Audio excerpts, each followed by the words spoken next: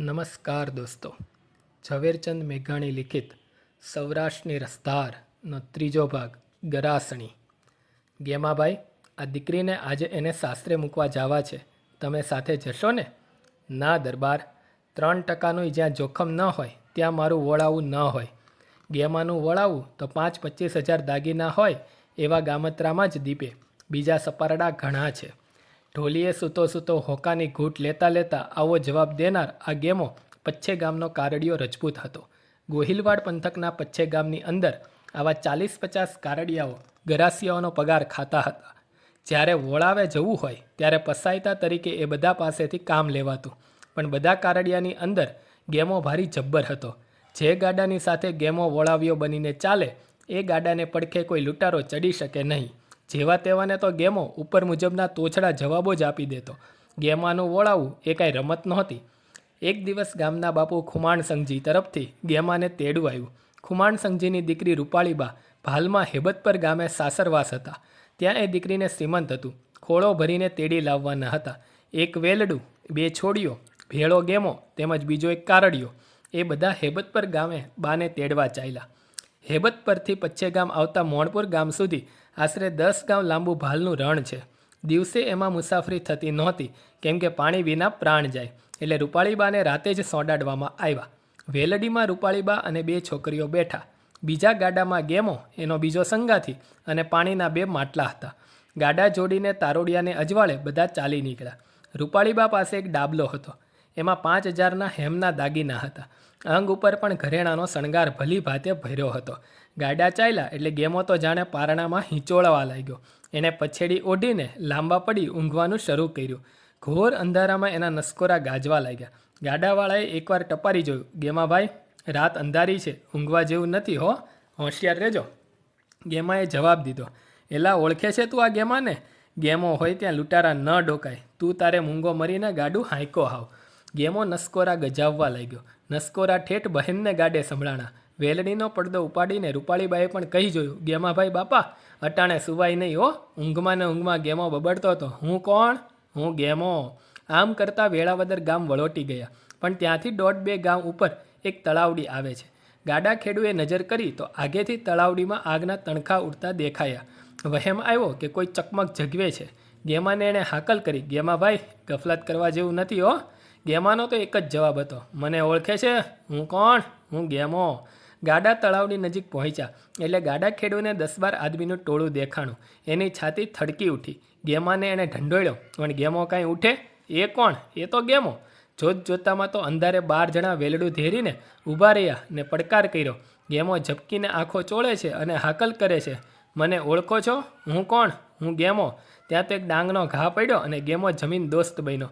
એક જણે કહ્યું, એલા એને જટ રણગોળીટો કરી મેલો. લૂંટારોએ એને બેસાડીને એના હાથ પગને એક બંધે બાંધ્યા. પગના ગોઠણ ઊભા કરાવી પછી ગોઠણ નીચે સોંસરી એક લાકડી નાખી. એક ધક્કો દઈ દડાની માફક ગબડાવી દીધો. આ ક્રિયાને રણગોળીટો કર્યો કહેવાય છે. રણગોળીટો એટલે રણનો દડો. આદમી આ રીતે દડા જેવો બની જાય છે. કોણ છે વેલમાં? દાગીના ફગાવી દો જટ, લૂંટારોએ ત્રાડ દીધી. રૂપાળીબાએ વેલડીના પડદા ખોલી નાખ્યા અને બદમાશોએ માગ્યા મુજબ 5000ના દાગીનાનો ડાબલો આપી દીધો. તારોડિયાના પ્રકાશમાં રૂપાળીબાના અંગ ઉપર સોનું ચળકી ઉઠ્યું. બદમાશો બોલ્યા કે ડીલ ઉપરથી ઘરેણું ઉતાર. બાઈએ બધા ઘરેણાં ઉતાર્યા. બાકી રહ્યા માત્ર પગના કડલા. કડલા 100 ઉતાર. બદમાશોએ બૂમ પાડી. બાઈ વિનવવા લાગ્યા કે ભાઈ, આ નરેડીના નક્કર કડલા છે ને ભીડેલા છે. વળી હું ભરે પેટ છું, મારાથી નહીં ઉગડે, માટે આટલેથી ખમૈયા કરો ને મારા વીરા. સફાઈ કરમાને જટ કાઢી દે. ત્યારે લ્યો, તમે જ કાઢી લ્યો.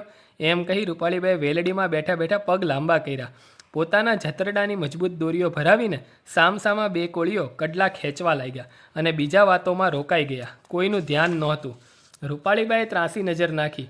બીજું કાંઈ તો ન દેખ્યું, પણ ફક્ત ગાડાના આડા દેખ્યા. વિચાર કરવાનો તો ત્યાં વખત નહોતો. કામી લૂંટારોએ રજપૂતાણાના શરીરની મસ્કરી કરતા હતા. રૂપાળીબાએ એક લાકડું ખેંચ્યું અને નીચે બેસી કડલા ખોલનારા 2 જણની ખોપરી માથે અક્કડ ઘા કર્યો. બંનેની ખોપરી ફાટી ગઈ. 2 જણા ધરતી પર ઢળ્યા. ત્યાં તો ગરાસણીને સુરાતન ચડી ગયું. આડું લઈને એ કૂદી પડી. 10 માણસોની લાકડી પોતાના અંગ પર પડતી જાય છે.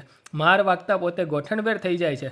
પાછી ઉઠીને આડાનો ઘા કરે છે. એ ઘા ચંડી રૂપે ઘૂમતી એ સત્રિયાણીનો ઘા. જેના પર પડે છે તેને ફરીવાર ઉઠવા નથી આપતો. 18 વર્ષની ગર્ભવંતી ગરાસણી લાકડીઓના ઘા અને તરવારોના ઝાટકા ઝીલતી ઘૂમે છે. એવામાં જે દુશ્મનો પડ્યા તેમાંને એકની તરવાર એના હાથમાં આવી ગઈ એટલે પછી તો જગદંબાનું રૂપ પ્રગટ થયું. બચેલા બદમાશો પલાયન કરી ગયા. ગેમો રણગોળીટો થઈને ઝાંખરામાં પડેલો હતો. બાઈએ કહ્યું કે છોડી નાખો એ બાયલાને. છૂટીને ગેમો ચાલ્યો ગયો. મોં ન બતાવી શક્યો. ફરી કોઈ વાર પચ્છે ગામમાં ડોકાણો નહીં. જુવાન ગરાસણીની છાતીમાં શ્વાસની ધમણ ચાલતી હતી. એના અંગે અંગ ઉપરથી લોહી નીતરતું હતું. નેત્રોમાંથી ઝાળો છૂટતી હતી. હાથમાં લોહીથી તરબોળ તરવાર હતી. કાળી રાતે કોઈ ચંડિકા પ્રગટ થઈ. વાહ ગરાસણી! વનના ઝાડવા જોઈ રહ્યા હતા. ગાડામાં બેસવાની એણે ના પાડી. ધીંગાણું કરનાર માનવી બેસી શકે નહીં. એના શરીરમાં સુરાતન ફાટ ફાટ થતું હોય છે. ચાહે તેટલા ઘા પડ્યા હોય પણ એ ગાવોના ગાવ ચાલી શકે. એનું લોહી શાંત પામે નહીં. રૂપાળીબા ચંડી રૂપે ગાડાની પાછળ પાછળ ચોપાસ નજર કરતાં ચાલી નીકળ્યા. સવાર પડ્યું ત્યાં મોણ પરનું પાદર આવ્યું. એ એમના મામા દાદભાનું ગામ હતું. મામાને ખબર મોકલા કે ઝટ કસુંબો લઈને આવે. કસુંબો લઈને મામા હાજર થયા. દીકરીને જખમોની પીડા ન દેખાય માટે કસુંબો લેવરાવ્યો. મામાએ આગ્રહ કર્યો કે બેટા અહીં રોકાઈ જાઓ. ના મામા, મારે જલ્દી ઘેર પહોંચવું છે. માને અને મારા બાપુને મળી લેવું છે. બહેન પચ્ચે ગામમાં પહોંચે તે પહેલાં તો બહેનના ધીંગાણાની વાત પ્રસરી ગઈ. તમામને ચેતાવી દેવામાં આવ્યા હતા કે કોઈ એના વખાણ ન કરશો. ઉલટું એને પાછી પાડવા જેવા વેણ કહેજો, નહીં તો બહેનને ચમક ઉપડશે.